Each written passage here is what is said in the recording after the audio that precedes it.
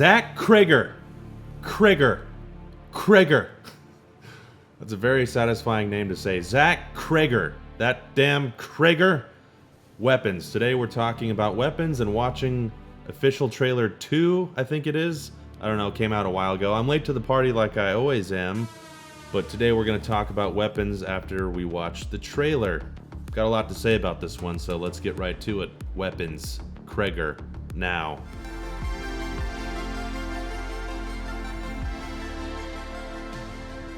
All right, Cregger, let's see what you got. Weapons.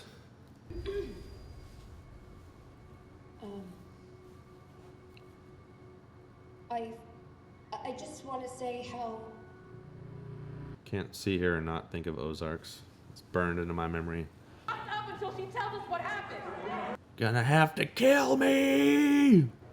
just as bad as... Just totally ruining this trailer talking about Ozarks. We're talking about 17 kids in one classroom. Okay, Thanos, sit down, okay? There's no Infinity Stones here. Her classroom, why only her? Children. I love those kids. This is a true story that happened right here in my town. A lot of people die in a lot of really weird ways in this story. The little kids ran around flying like airplanes into the night. Those kids walked out of those homes. No one pulled them out. No one forced them. I hope that has something to do with something, the fact that they're running like that. And that's not just a random thing that they do. Very, very wrong going on.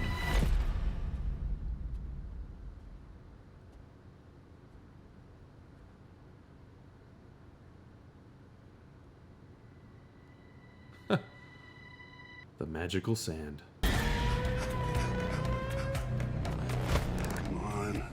Oh my god. Leave the investigating to the investigators. Old people, whether they're dead or alive, they're hideous and scary. Oh my god.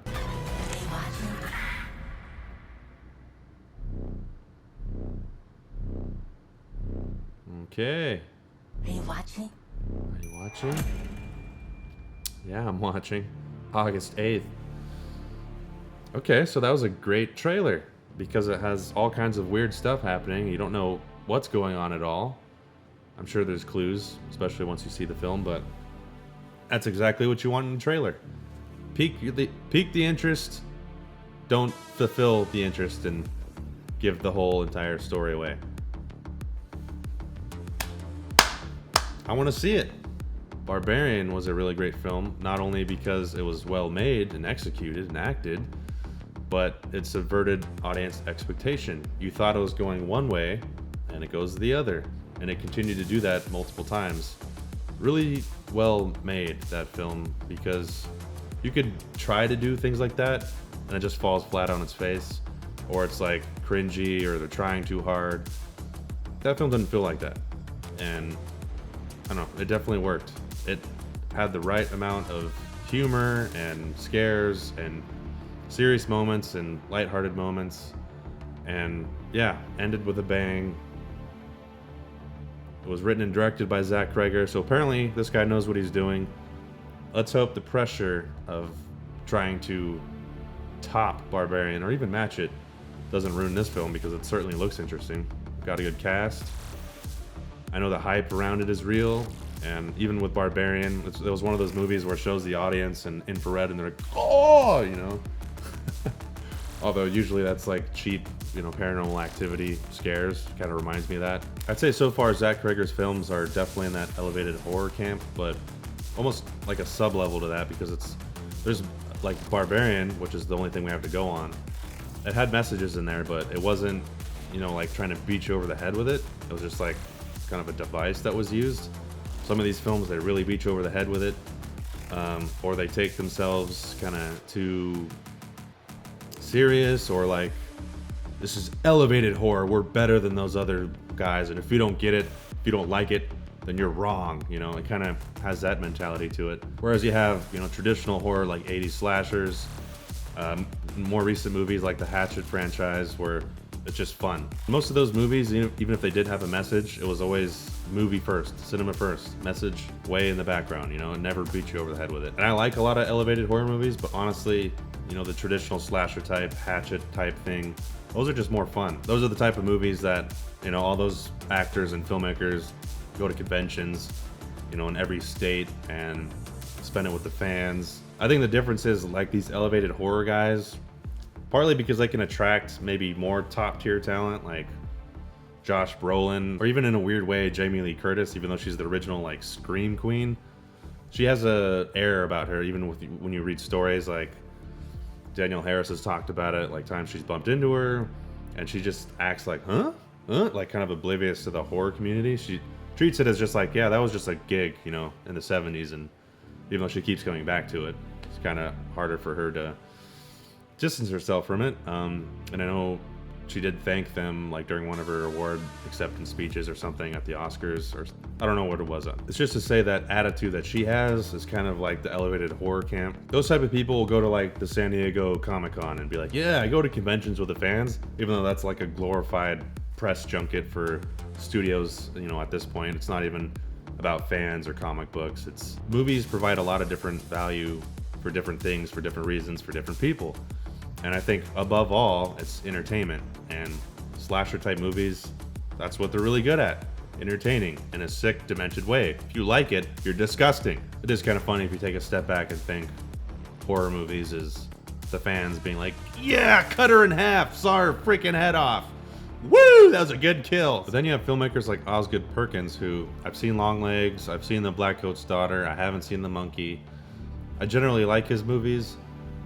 There's just a little bit air of, especially if you keep watching, and like if you just watch one, like if you just watch Longlegs, I don't think you would quite make the connection. But the more films of his you watch, the more it feels like, I think this guy is kind of like, I don't know if full of himself is the right word, but he's breathing in that like, I'm an artist, I know what I'm doing, and everything in this movie is kind of odd, and the characters are quiet and barely speak, and I'm an artist, and so much artistry in this. And I don't know, there's just, that's fine, well and good, but sometimes that can turn into, I don't know, arrogance. Sounds like I'm talking crap on Osgood Perkins. I'm really not. That's just, I get a little whiff of that because his films are definitely not fun, hatchet type movies.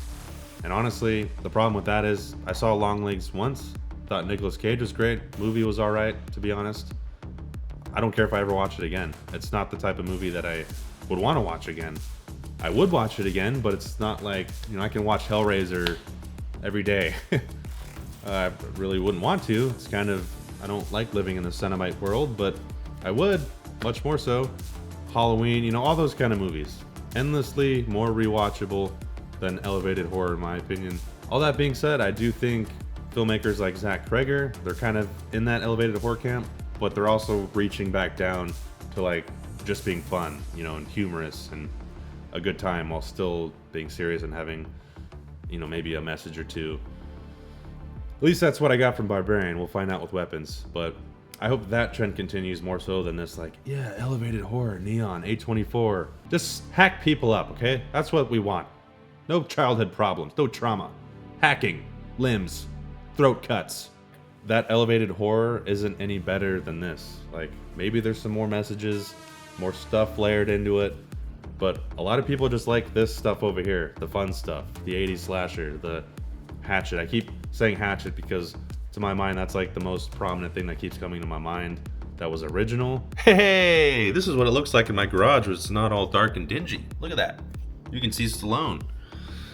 The Terrifier franchise. I did not forget about the Terrifier franchise. That would be the modern day equivalent to the fun horror movie that pays kind of respects to the 80s slasher.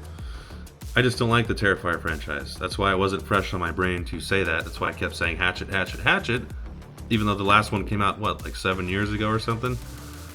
Yeah, just not a big fan, but that's for another video.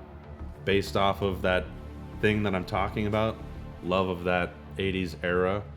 Obviously there's been tons of reboots, the Halloween itself franchise, the Scream franchise, that's continuing that in its reboot fashion, which mainly is for the studios, to be honest. Basically, there's a place for both. I don't like one side being demeaned over the other. I like elevated horror movies. They can mean a lot. They can surprise you in good ways. Generally, though, I think this is true. Again, most people don't care to rewatch those elevated horror movies, or at least not as much as the fun ones. You know, the movies that come on 30 days of Halloween or whatever, and they show a new horror movie from the 80s every day. That kind of stuff, endlessly rewatchable, and it's that way for a reason. And it deserves to be kept on the perch that it is. So what you should do is let me know down in the comments what you think about elevated horror, and if you think Weapons is elevated horror, Barbarian, Zach Cregger, The Cregger, Osgood Perkins, whatever else. Just let me know down below. I have high hopes for this movie. I thought Barbarian is great. I'm assuming Weapons is going to be great. I'm very excited to find out because it's a good trailer. I want to know what's going on. So let's find out this Friday.